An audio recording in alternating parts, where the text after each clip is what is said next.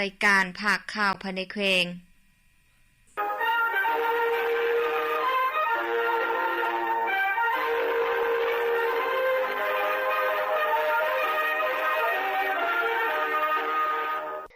ท่านผู้ฟังที่เคารพต่อไปเจอเวลาท่านมาฟังข่าวภายในแขวงที่มีหัวข้อข่าวผมในดังต่อไปนี้มอบหน้าที่ประธานสภาประชาชนแขวงทุ่งเสลีณตอนเช้าของวันที่13พฤษภาคม2026หน้าที่ห้องประชุมของสภาประชาชนแขวงได้จัดให้มีพิธีมอบหน้าที่ระหว่างท่านทองศรีเสาสุริภูมิประธานสภาประชาชนแขวงสุดที่4กับท่านพลตรีสมพรมิตรพรประธานสภาประชาชนแขวงสุดที่5เข้าร่วมมีห้องเลขาพรรคแขวงบรรดาทานห้องประธานสภาประชาชนแขวงคณะประจำสภาประชาชนแขวงกรรมการประจำพรรคแขวงห้องประธานบรรดาคณะกรรมการสภาประชาชนแขวงของหัวหน้าห้องว่าการสภาประชาชนแขวงและพนักงานราชการภายในสภาประชาชนแขวงเข้าร่วมในพิธีทานคำมาสุริวงศ์ของหัวหน้าห้องว่าการสภาประชาชนแขวงได้ขึ้นผ่านมติว่าโดยการเลือกตั้งประธานสภาประชาชนขั้นแขวงสุดที่5ฉบับเลขที่01/สพคและฉบับเลขที่02/สพคลงวันที่6เมษายน2026จากนั้นท่านทองศรีเสาสุริภูมิผ่านบทรายงานย่อเกี่ยวกับการนำพาสีนำตลอดระยะเวลา5ปีผ่านมานับแต่ปี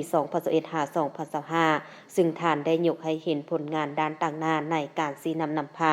เคลื่อนไหวเวียกงานของสภาประชาชนแขวงและแผนเวียกงานที่จะต้องได้สืบต่อจัดตั้งปฏิบัติในต่อหน้าหลังจากนั้นก็ได้เซ็นบทบันทึกมอบหน้าที่ระหว่างท่านทองศรีเสาสุริภูมิประธานสภาประชาชนแขวงสุดที่4กับท่านพลตรีสมพรมิตรพรประธานสภาประชาชนแขวงสุดที่5ในโอกาสที่มีความหมายสำคัญนั้นท่านพลตรีสมพรมิตรพรกรรมการศูนย์กลางภาคเลขาพรรคแขวงประธานสภาประชาชนแขวงได้มีคำเห็นโอโลมและกล่าวแสดงความย่องยอสมเชยต่อท่านทองศรีเสาสุริภูมิที่ได้อุทิศตนสุ่มสติปัญญาเข้าในการนำพาและจัดตั้งปฏิบัติเวียกงานของสภาประชาชนแขวงในตลอดระยะเวลาที่ผ่านมาเคียงคู่กับผลสำเร็จนั้นท่านยังได้มีคำเห็นเน้นหนักต่อกับทิศทางจุดซุ่มสำหรับแผน5ปี2026-2030ของสภาประชาชนแขวงเป็นต้นสภาประชาชนแขวงตรงยกสูงบทบาทการเป็นองค์การตัวแทนแห่งสิทธิและผลประโยชน์ของประชาชนให้สูงขึ้นกว่าเก่าโดยสุ่มใส่3พลบทบาทของสภาประชาชนแขวงเป็นหลักบรรดาคณะกรรมการภายในสภาประชาชนแขวงต้องยกสูงความเป็นมืออาชีพและความเป็นเจ้าการในโครงเขตที่ตนรับผิดชอบห้องว่าการสภาประชาชนแขวงต้องเป็นเสนาธิการที่ว่องไวชัดเจนและทันสมัยพร้อมทั้งเพิ่มทวีความสามัคคีภายในยกสูงสติความรับผิดชอบต่อหน้าที่การเมืองและประสานงานอย่างกลมเกลียวระหว่างสภาประชาชนแขวงกับองค์การปกครองแขวงและภาคส่วนอื่นๆพิธีดังกล่าวได้ดำเนินเป็นเวลา1ตอนและปิดลงโดยผลสำเร็จตามระดับคาดหมายที่วางไว้กองบัญชาการทหารแขวงพงศาลีลุล่วงนายทหารขั้นสูงพักการเกี่ยมรับบำนาญโดยอิงตามมาตรา33ของกฎหมายนายทหารกองทัพประชาชนลาวฉบับเลขที่43/สพสลงวันที่14มิถุนายน2018ในวันที่12พฤษภาคม2020นี้ที่ห้องประชุมชั้น5สำนักงานปกครองแขวงพงศาลีได้จัดพิธีลุล่วงนายทหารขั้นสูงของกองบัญชาการทหารแขวงพงศาลีเกี่ยมรับบำนาญตามนโยบายของภาครัฐโดยการเป็นประธานของสหายพลตรีสมพรมิตรพรกรรมการศูนย์กลางพรรคเลขาคณะบริหารงานพรรคแขวงพงศาลีประธานคณะกรรมการป้องกันชาติป้องกันความสงบแขวงประธานสภาประชาชนแขวงสหายพลจัตวาเสียงเพ็งบัวละวงศ์กรรมการพรรคแขวงเลขาคณะพรรคหัวหน้าการเมืองกองบัญชาการทหารแขวงพงศาลีของประธานคณะกรรมการป้องกันความสงบขั้นแขวงผู้ประจำการมีคณะพรรคคณะบัญชากองบัญชาการทหารแขวงห้องการคณะกรรมการปกครองป้องกันชาติป้องกันความสงบแขวงคณะจัดตั้งแขวงนายทหารที่เกี่ยมรับบำนาญและพนักงานหลักแหล่งกองบัญชาการทหารแขวงเข้าร่วมสหายสมจิตหงวิไลจิตรองหัวหน้าคณะจัดตั้งแขวงได้ผ่านหนังสือมอบสิทธิ์ของกรมใหญ่การเมืองกองทัพฉบับเลขที่2425กมทลงวันที่24เมษายน2026เรื่องการลุล่วงนายทหารขั้นสูงพักการรับบำนาญและประกาศแต่งตั้งรักษาการหัวหน้าห้องการเมืองกองบัญชาการทหารแขวงพงศาลี และผ่านโคตกลงของกระทรวงป้องกันประเทศฉบับเลขที่1633/กปทลงวันที่9เมษายน2026ว่าด้วยการลุล่วงนายทหารขั้นสูงของกองบัญชาการทหารแขวงพงศาลีเกี่ยมรับบำนาญในนี้กระทรวงป้องกันตกลงอนุมัติให้สหายพันเอกสมจันทร์รถสุรีของหัวหน้าการเมืองหัวหน้าห้องการเมืองทหารแขวงพักการเกี่ยมรับบำนาญตามนโยบายของภาครัฐในพิธีที่มีความหมายความสำคัญดังกล่าวสหายพลตรีสมพลมิตรพรได้อบรมซึ่งสหายได้แสดงความยิ่งใหญ่สมเสยต่อนายทหารขั้นสูงของกองบัญชาการทหารแขวงที่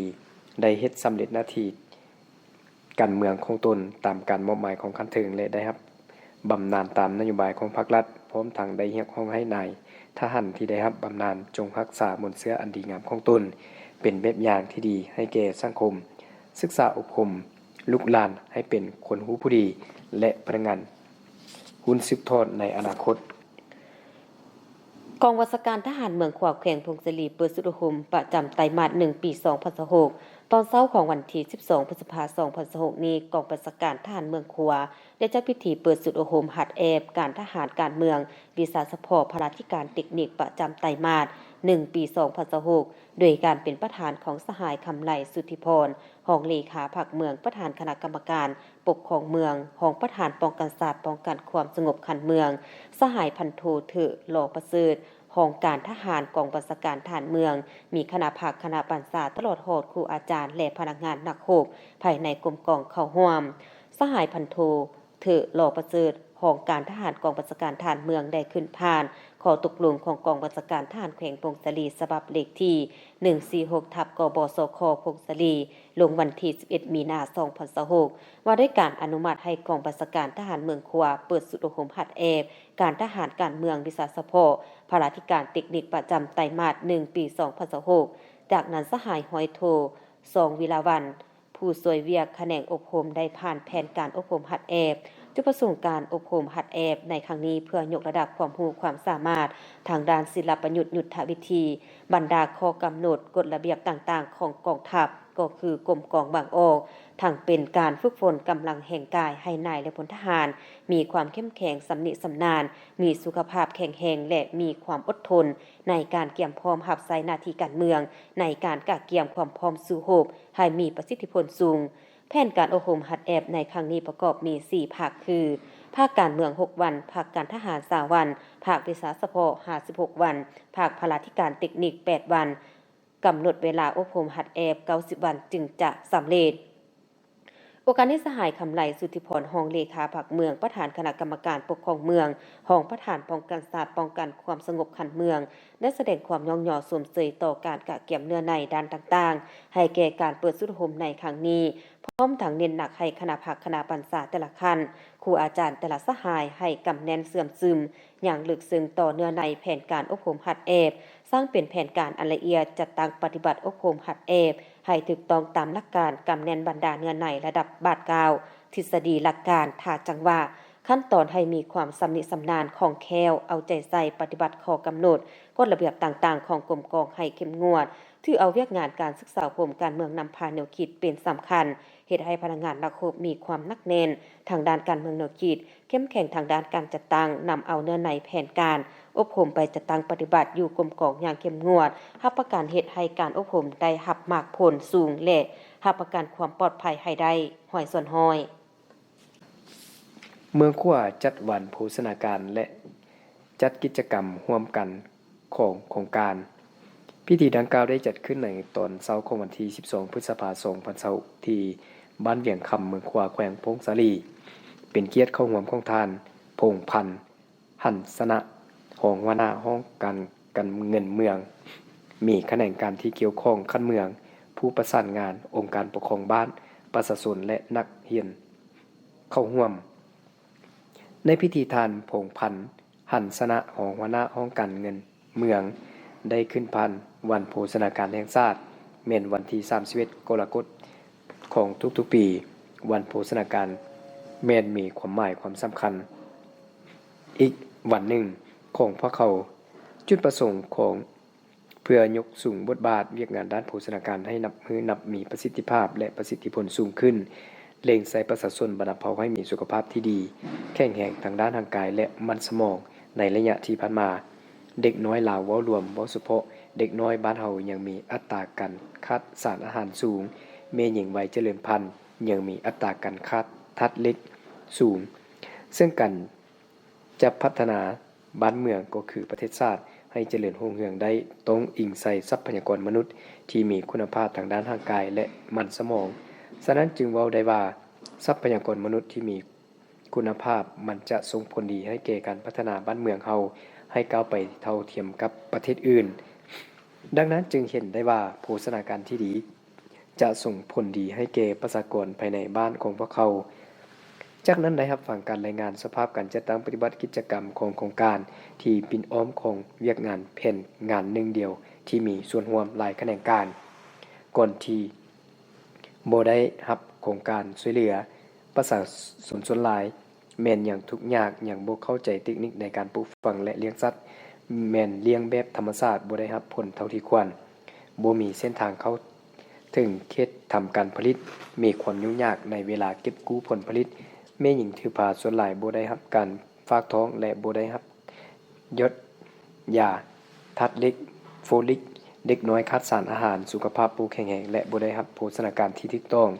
หลังจากที่ได้รับโครงการช่วยเหลือประชาชนส่วนหลาย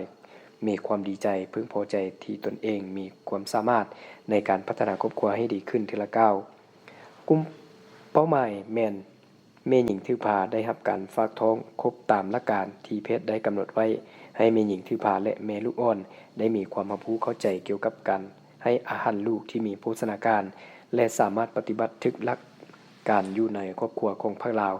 เด็กน้อยลุม5ปีได้รับการติดตามการเจริญเติบโตและซักยาเป็นปกติซึ่งเฮ็ดให้ทุกคนมีสุขภาพแข็งแรงประชาชนภายในบ้านได้มีการเปลี่ยนแปลงทางด้านพฤติกรรมในการรักษาอนามัยหลายขึ้นและผลเด่นที่สุดแม่นการรักษาอนามัยบ้านเฮือนศาลบ้านซองการล้างมือใส่สบู่การเฮ็ดวิถีและได้สมใช้วิตทุกคน